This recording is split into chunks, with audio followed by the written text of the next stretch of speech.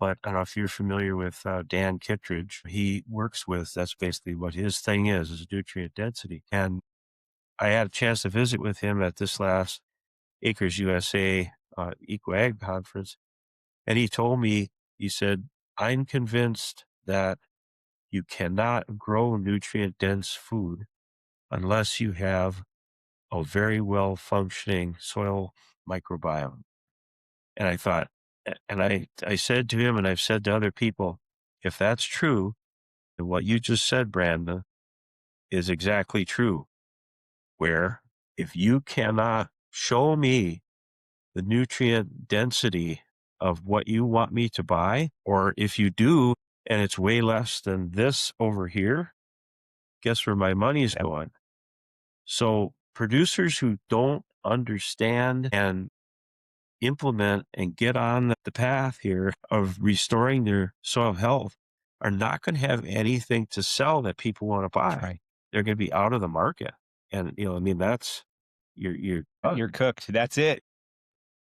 you're not growing something that consumers want to That's buy. right. And that's what'll either force Yeah. them to maybe make soil health a priority or not, and that's, that could be this huge tipping point. We're starting to see tipping points more and Oh, more, yeah. but that might be the big one that it's like, well, I can't even, I bought all this, fertilizer. I bought all this stuff. I have the biggest yields out there and I can't sell it, and so that could be, but what, No, right. And then I'll get it wrapped up here. A couple just more real important things. In your book, you talk about restoring versus maintaining. Is most American soil currently in a state that can even be maintained at this portion, or is restoration a mandatory first step, would you say? restoration is paramount.